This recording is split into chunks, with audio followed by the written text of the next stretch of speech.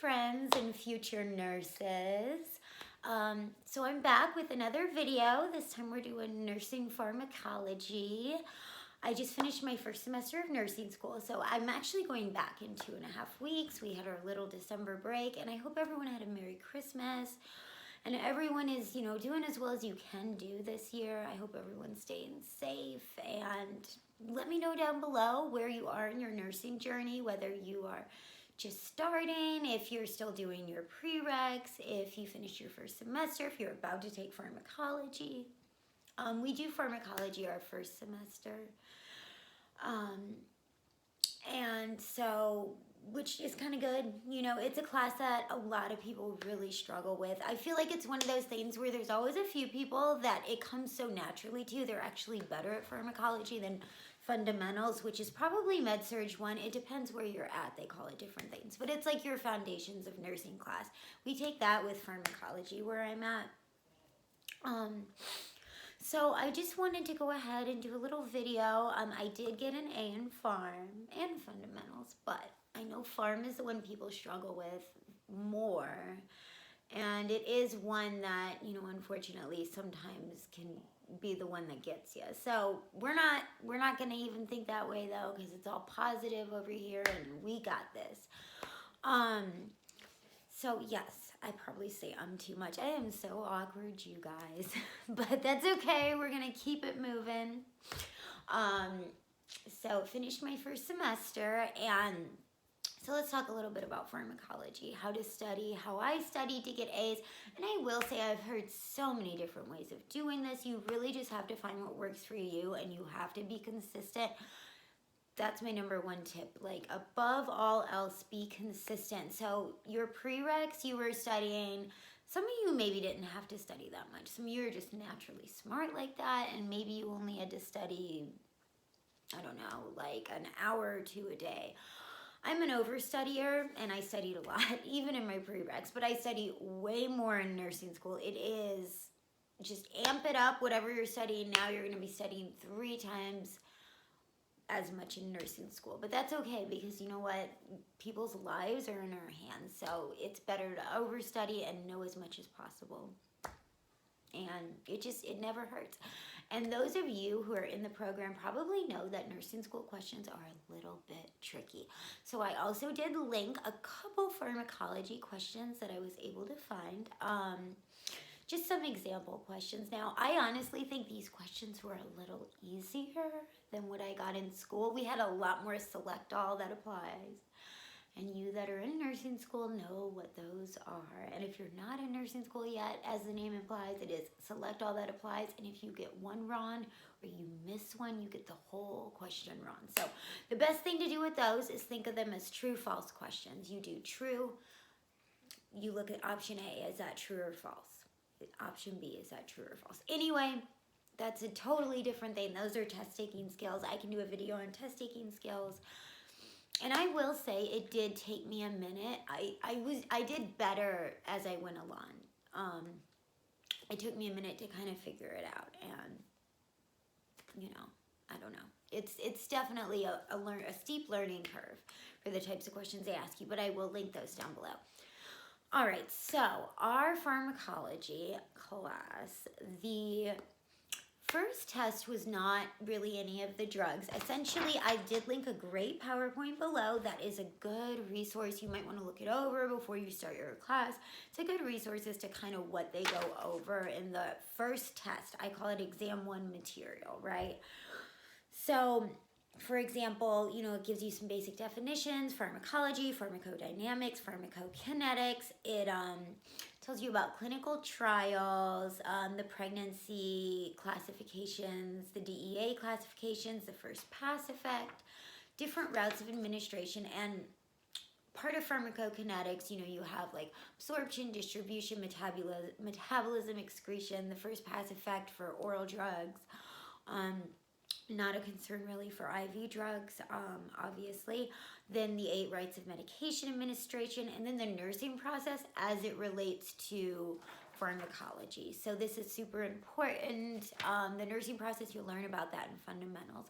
But you have your assessment, you have your nursing diagnoses, you have your outcome identification and planning, you have your implementation, and your evaluation. So those are the 5 steps, and some schools will maybe like add another step or talk about it a little differently, but essentially those are the steps. So how that relates to administering medication, and you know, that's very important. You're always going to want to be thinking assessment, especially. You're always going to want to be thinking assessment because you're going to need to watch these patients that you're giving medication to. And then we did go over some some common adverse effects, or maybe, for example, if the desired effect, if you have too much of the desired effect, or some people that have special issues like kidney problems, elderly people, a little bit about children, but we focus more on that in peds. And then also signs and toxicity. And again, some of the, we discussed some of the really bad adverse effects that can happen with drugs. So, you know, some of the dermatological reactions like Stevens-Johnson syndrome, which is super scary. Yeah, I need to stop saying so much. Sorry, guys. So, yes, that's kind of... those are the big things we went into. And we went into how to administer medication. Did I say that? The 8 rights. Those are very important. You really need to focus on those. Know those and know what your role as a nurse is in medication administration. And probably also when you do your, definitely also, not probably also, when you do your lab and your checkoffs for medication administration, that'll be a big part of it as well. But I will go ahead and link it. I actually got a high D on the first test, and then I got A's on the other test. It's weird, but that's because the way nursing questions are, they're very, very confusing. And there are some good examples.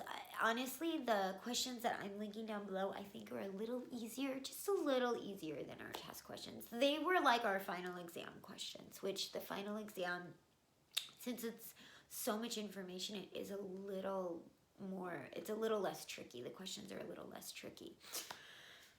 But it's all about critical thinking. You know, they're really just trying to prepare us for the NCLEX. They're trying to prepare us to be nurses and critically think. And we're going to have situations where the answer is not going to be straightforward and it's not going to be obvious. So, and by the way, just because I get an A, as long as you are making what your school requires, you are doing amazing and you are going to be an amazing nurse. So I don't want anyone to feel, you know, like you have to make A's, because you do not have to make A's, okay? You do not. Plenty of the best nurses did not make A's. I'm just telling you what I did, and I did happen to make an A from doing this, and this is what worked for me. So, moving on from the first, test 1, exam 1 material. So we had 4 other tests and then a final. And these are my flashcards for just one of those exams. So as you can see, this is a lot of flashcards, guys. This is just one test. And then here is my test 2 flashcards. Test 2 is really test 3. Test 2 as far as knowing the drugs. I have a lovely, lovely app called Notability, which I absolutely love. I love it. So as you can see, this is my exam 2 material. I downloaded the PowerPoint for exam 2. And I would go ahead, I would read over the PowerPoint. And then as I was in lecture, I would take notes, maybe things that the teacher said that were super important, or, anything like that I could tell, was something that they would want us to know. So maybe it was an antidote, or maybe it was an assessment that you should always do when administering this medication, or maybe it's a timing, like corticosteroids. You always, you want to give those in the morning. It can mess with your, you want to take it along with your diurnal rhythm. At the same time, your body would naturally release, glucocorticoids. Sorry, not glucocorticoids. Well, those prednisone I'm talking about specifically, and that we're talking about Yes, it's a glucocorticoid. So, but it has some mineralocorticoid actions as well. But yes, you would want to take it around 9 a.m. with your diurnal rhythm. Anyway, tangent. So, again, and you also want to think about teaching. What are you going to teach your patients? As nurses, teaching is so, so important, right? So you want to teach them about the signs and symptoms of toxicity, and you want to know them yourself as well. So I would write things like that down on the PowerPoint. And then when I got home, either that night or I would get up at 4 a.m. because I have kids. Getting up at 4 a.m. was just, it was good. I could get hours in. Sometimes I get up at 3:30. I'm crazy. And I would go ahead and I would read the chapter and I would highlight. So I'm an over highlighter, and you probably shouldn't highlight this much. I went a little crazy, as you can see. Went a little crazy with the highlighting. But our book had a very, very good thing. They actually had a nursing considerations box for each drug class. So it's organized like this. It's organized. You learn about different drug classes, okay? So for example, antibiotics, you learn about all the drug classes in that. If you have a drug that acts on the adrenal glands, that's like your glucocorticoid, your mineralocorticoid, all the drug classes that go under that umbrella. Drugs for heart failure, all the drugs that go under that umbrella. You have your cholinergic agents, which mimic the sympathetic nervous system. No, they don't. They mimic the parasympathetic nervous system. Everything that goes in that category. Now, your alpha and beta adrenergic agonists, those are the ones that mimic the sympathetic nervous system. So you have the drugs that go under there.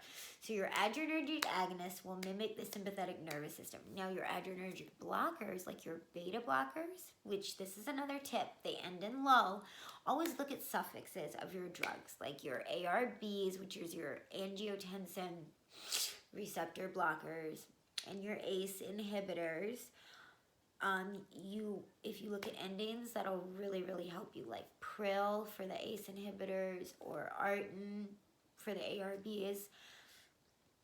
Look at your suffixes. That's the main point. That's the main takeaway from this. So, okay. So, you're starting to read. You're taking your little notes from your PowerPoint. Now you're starting to read. Do not read anything extraneous. So if, for example, she only talked about one antifungal, she or he, whoever is lecturing, only talked about one antifungal, do not label all the antifungals, or do not read all of them. Do not go there. And definitely reread those nursing considerations. In fact, that was something that I did for the final. I reread every nursing consideration box for that drug class.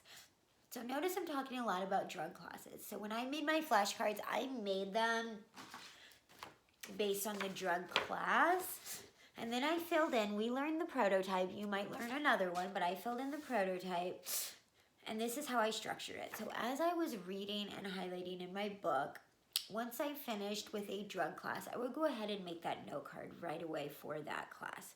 So cardiac glycosides, and the representative is digoxin. And what did I include on my note card? So definitely include mechanism of action. The mechanism of action for the drug class will probably also tell you what the drug does, and it kind of can help tell you what it's indicated for. It can also kind of help give you some of the side effects, right?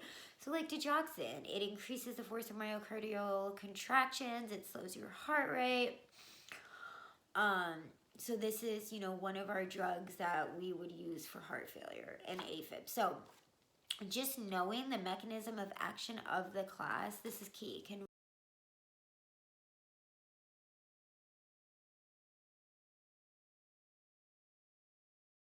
all of them. Now, it is really important also for assessments, like with your antibiotics. You need to know, you need to do a culture and sensitivity. Opioids, you need to assess respiratory rate. Diuretics, potassium super important, and any drug that affects the RAAS, renin-angiotensin aldosterone system. You need to, and that includes the antihypertensives like ACEs and ARBs. You need to know about that system, and you need to understand why and what electrolytes that could affect. And if it affects electrolytes, know that that's a lab you might want to do. You might want to check electrolytes. I already talked about, there's a vision assessment with some drugs. So some drugs can cause vision or hearing ototoxicity. Aminoglycosides are a great example of that. That is a antibiotic that can cause ototoxicity.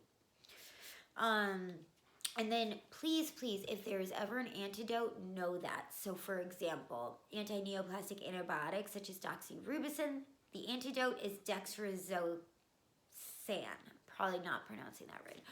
But doxorubicin, that has an antidote. Many of them do have antidotes, not all of them, but like acetaminophen has acetylcysteine as an antidote. So these are all important things.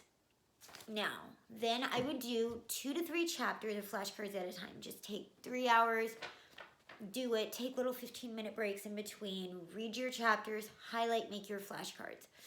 Okay, then the next day, go back and you start highlighting your flashcards. So, for example, this is an indirect acting cholinergic agonist. Now, let me tell you, if it says cholinergic agonist, it has the same actions as the parasympathetic nervous system. So that's another key. So then what I would do is, if something was very important, I would underline it. So I might underline, for example, I might underline something that's the same in one color, the same, and when I say the same, I mean common to all drugs in that class. And then something that's different, I might underline in another color, right? I know, it is so hard to see. I don't really have a good, but yeah, this card might not be the best example because this was a card I made when I was a little newer in the program. Newer in the semester. What am I talking about, you guys? I'm sorry. I know this video is getting long, so I'm really trying to condense it a little bit. I'm so sorry, guys. Anyway, so yes. So once you've done that, once you've highlighted your similarities with drug class and then differences for maybe the prototype or whatever drug they want you to learn, this is when you really start memorizing, okay? So I would say practice each of the cards 3 times a day. So you did your 2 to 3 chapters, and that's usually equivalent to 1 lecture, okay? So try to get all those memorized, and then by the next week when you have your next lecture, you do the same thing, and you get all those memorized. Practice, practice, practice. I would say 2 to 3 times a day. Just quiz yourself. So, hey, you know that... let's take an example. What's a good one? Okay, let's say gastrointestinal stimulants. We had metoclopramide. Go ahead and just read the action, read the indication. Just as much as you can remember, go ahead and repeat it to yourself. So flip the card over or hide it. And if you don't remember something, that's okay. Just take a look. Try to memorize it, and it might be easier to go ahead and memorize the mechanisms of action first because that is the most important. That is really, really going to tell you basically what the drug does. Except with antibiotics. With antibiotics, there's basically 4 mechanisms of action. It's either going to inhibit protein synthesis, it's going to stop DNA synthesis, it's going to inhibit cell wall building, or it's going to, inhibit cell membrane integrity. It's basically 4 main things with those. So those that helped me the most was just doing the flashcard. So I would look, what's the drug class? Okay, so we have aspirin, flip it over, and I would recite as much as I could. So the action, the indication, adverse effects, contraindications. I will say adverse effects, mechanism of action, indications are most important. Contraindications and drug-drug interactions they will ask you a little bit about. And then obviously nursing considerations is the number 1. That is the most important.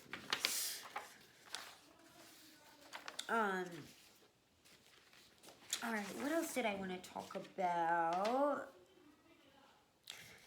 Yes, so go ahead, I would say 3 times a day, honestly. 3 times a day, go through your flashcards. And then 3 days before the exam, go through all the flashcards 3 times, as much as you can. time, consistency, working ahead. And then our school gave us practice questions, so go ahead and do those. I will say some of them were not that applicable, but I would do the practice questions in the back of the chapter. And a lot of the practice questions from fundamentals helped me with pharm because it was kind of like I understood the question style.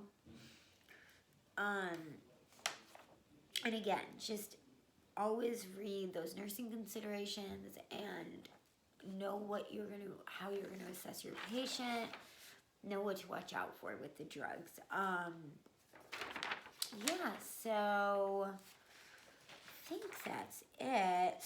It's really all about consistency. It's all about the process for me, the listening to the lecture, writing, then going ahead and reading, highlighting, making my flashcards, going back over, and then highlighting the common and the uncommon adverse effects, highlighting the important things, what the teacher said was important in that drug class as compared to the prototype, or something, specific about the drug that they want you to know, whether it's a prototype or another drug. And then going ahead and practicing those flashcards every day, 3 times a day.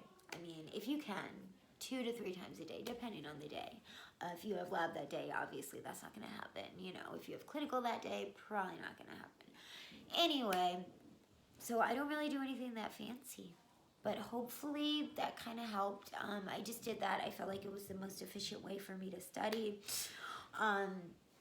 Now, some people like to do this where they actually make boxes, and for example, and I did this for one of my reviews where it has the drug class, the prototype, the action and indication, the route, the contraindication, adverse effects, and drug-drug interactions. The only thing I didn't like about that is it doesn't include nursing considerations, and those are super important because we are all future nurses here. All right, guys, thank you so much for watching. I'm sorry this was super long. Tell me down below where you are in your nursing journey. I would love to hear about it. All right, ready for 2021? You all have a happy new year. Bye.